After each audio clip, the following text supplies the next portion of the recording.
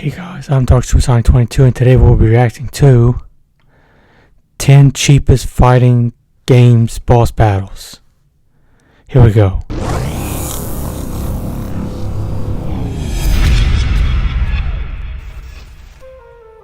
Fighting games, not just my bedroom antics.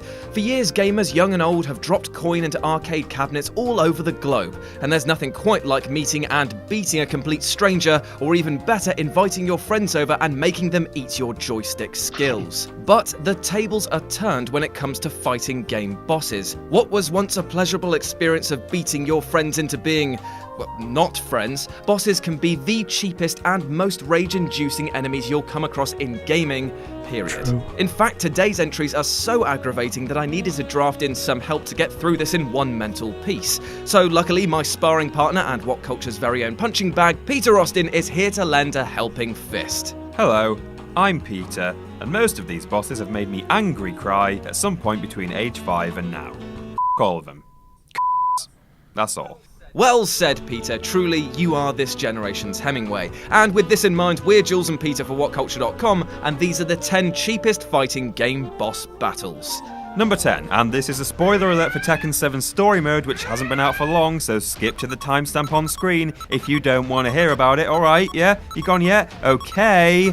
Number 10, Devil Kazuya, Tekken 7. This poncy, purple piece of I debated having Jinpachi Mishima from Tekken 5 here instead, who is decidedly tricky, but once you've realised you can just sidestep his fireballs, you're halfway there at least. Devil Kazuya, on the other hand, is given rage arts on a plate 3 times or more in that final fight, so if you're playing on normal or above and don't want to lose 50% of your health in a single sweep, you have to be constantly on the back foot for the entire battle, ready to block it. He'll pummel you with insane moves and juggles in amongst a host of invincibility frames, and worst of all, the nature of the story means you have to play as Heihachi, whose relatively short range might not be your cup of tea. Devil Kazuya, f*** off and get that eye looked at. Number 9, God Rugel, Capcom vs SNK2. Now, if we were judging fighters based on their intros alone, then God Rugel would be much higher up. After all, he's depicted as defeating high-haired bad lad Akuma in mere seconds. As he absorbs the legendary warrior's power, you know you're in for a tough fight. Rugel is bad enough before this, but the added ability to teleport and breathe ethereal fire is intimidating to say the least. The speed in which God or Ultimate Rugel can teleport and rack off attacks is gee-wettingly fierce, and his hits chop off more bits of you than Joe Hendry dressed as Edward Scissorhands. In fact, on the toughest difficulty, 2 heavy punches will lay you out flat, making God Rugel a fighter of powerhouse proportions and feel monumentally cheap when he inevitably decks you out. Number 8, Shao Kahn, the Mortal Kombat series. Oh, can you not do that and get changed? You look ridiculous. Shao Kahn, sadomasochist and Cubone cosplayer, has consistently been a force of nature and then some. In MK2, he could have you down and out in about 3 moves, and he'll have his guard up almost constantly, unless he's just openly taunting you, "Feel the wrath of Shao Kahn," safe in the knowledge that you're going to be nothing more than marinara sauce and a pair of shoes in about 4 seconds' time. His return in MK3 was similarly solid, making you feel like a bubble football player up against Vinnie Jones's Juggernaut, and God, that unblockable hammer throw in Mortal Kombat 9. Shao Kahn, Shao Kahn, more like. No, I'm sorry. No, I didn't mean it. Number 7, Gil, Street Fighter 3 New Generation. First off, I goddamn hate Gil. Not only for his ridiculous offensive and defensive skills, but because of the way he looks. I hate this two-tone tit-headed look and his big bird hair. That said, it's hard for me to criticise anyone who's A, laid me out quicker than Superman setting the dinner table, and B, has hair, as I feel I'm not able to judge that properly given my conditions of the chromiest of domes. And as Peter has just mentioned, C also has my surname. Gil is a serious piece of gaming shittery with an all-out attack focus from the moment the fight starts. Able to spam both fire and ice, plus not having to charge his specials makes for an incredibly difficult battle. He also does a fair amount of damage even when blocking, meaning that players who try to wait out the storm are likely to get wrecked. Add to this a special move that if it connects pretty much is an insta-kill, and you know you're looking at a pad breaker. Number 6, Night Terror, Soul Calibur 3. Night Terror is horrendous. There's not a great deal else to say. Sure, the Soul Calibur series has arguably had tougher fights in its long history, but few are as goddamn cheap as Night Terror. For starters, any hope of getting an easy win on him with a ring out is instantly quashed by his ability to just fly back up into the ring. Great! On top of that, he blocks most of your close-up attacks and hits you from miles away with his own infuriatingly long-range ones. And as soon as you hit, he'll chain together a whole series of moves that you've got next to no hope of breaking out of. He pretty much ticks every cheapness box there is, and I hate him, and I hate his mother, and I hate Jules for bringing me onto this list. There, I said it. Ah, wow. Thanks, Peter. Number 5, Akuma, Street Fighter 2 Turbo. I know earlier that I mentioned that Rugel owned Akuma. Let's just say fairly hard, but the redhead who gets you dead must have been having an off day, as in Street Fighter 2 Turbo, which is the first glimpse gamers got of this beast, he is an absolute unit. What makes this fight feel so cheap is the sheer level of assault that Akuma can put out. He's the only character who can fire off Hadoukens in the air, and this bastard chucks out 2 at once. Plus, as with all cheap bosses, he can teleport right through your attacks or even behind you. If about 3 good hits connect, you can count yourself done for, plus his fiery Hadouken will wreck you if you fail to block it. Most fights with Akuma end up with you backed up into the corner, desperately dodging projectiles from high and low. It would feel so much less cheap if you could actually get to him, but good luck to those trying to show him a how you do him through his Hadoukens. Number 4, Azazel, Tekken 6. Yeah, I might have been debating over Jinpachi and Devil for entry number 10, but the reason Azazel never even entered the equation is because he shot into the top 5 as soon as we even decided to do this list. Look how ridiculous he is. There are so many questions to answer. What is going on? How do I defeat him? Is he the actual product of a wild love affair between a magical Egyptian pharaoh and a sexually receptive alligator with laser for skin? What a metaphor, that's brilliant.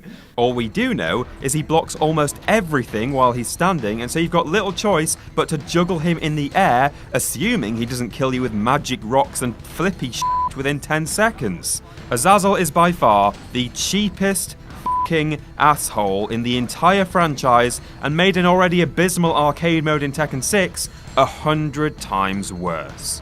Screw this guy. Number 3, Paris Lucia, Arcana Hearts 3. Okay, so now we're getting into the piss-taking territory, as this busty elf will likely tear up your ass more than a paper donkey shredder. Paris Lucia, or however you pronounce this, is an education in pain. Whilst looking like a collective Tumblr OC wet dream, she is the stuff of nightmares, obliterating unwary players with lightning-fast attacks, screen-filling specials, and the type of chest meat that puts Lara Croft to shame.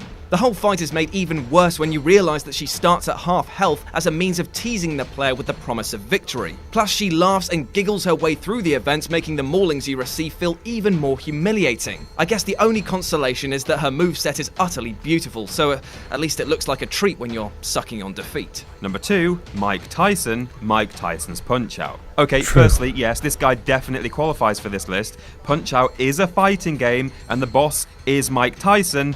And secondly, Mike Tyson. While not categorically one of the hardest bosses in gaming history, Tyson is without doubt one of the most infamous, there's no question about that. And the main reason he makes it to this list is partly down to the technology of the time. With modern fighter titles, a game's movement mechanics, command combos, power attacks, rage abilities, and so on tend to provide enough variation for you at least to defeat any cheap boss sooner or later.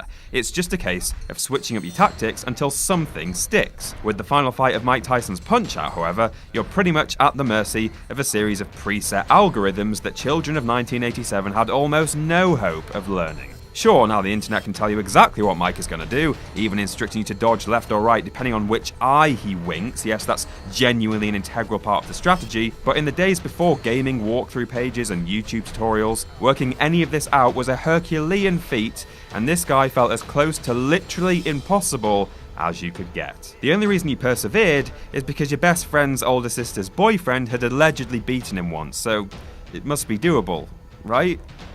Wrong. And number 1, General Kaiser Knuckle. Oh my this guy! The general from the oft-overlooked Kaiser Knuckle is a pure monster. Whilst many other bosses on this list have been frustrating to the point of controller breaking, this fight will make you want to find the developers responsible for creating this and burn them alive. The General is unbelievably hard, able to spam ghost projectiles, teleport, and fill the screen with lightning when he gets up from a knockdown. Even his regular moves are ridiculous, with his low kick slide hitting you between 3 to 5 times in some cases. As you can expect, his power is off the charts, and fights with him feel like trying to get me to stop talking about my dick. It's literally impossible. Literally impossible. There are only a handful of recorded wins against this bastard, and each of them involves exploiting some glitch in the AI, which is probably the worst thing about this, that even if you happen to best him, it's a hollow victory that will leave you cursing his name. F you, General! Fight! And that's our list. Did we you miss miss any any out? out? Let Let us us know know in the comments section below. And why not swing to whatculture.com for more news and articles like this every goddamn day. As always, I've been Peter. From whatculture.com. And I've been Jules. Thank you for watching, and we'll see you next soon. time. Next soon. Wow. That's glorious ending. More collab lists, right? Let us know down below. Did you guys agree with that list? I agreed with some of them. Let me know in the comments below.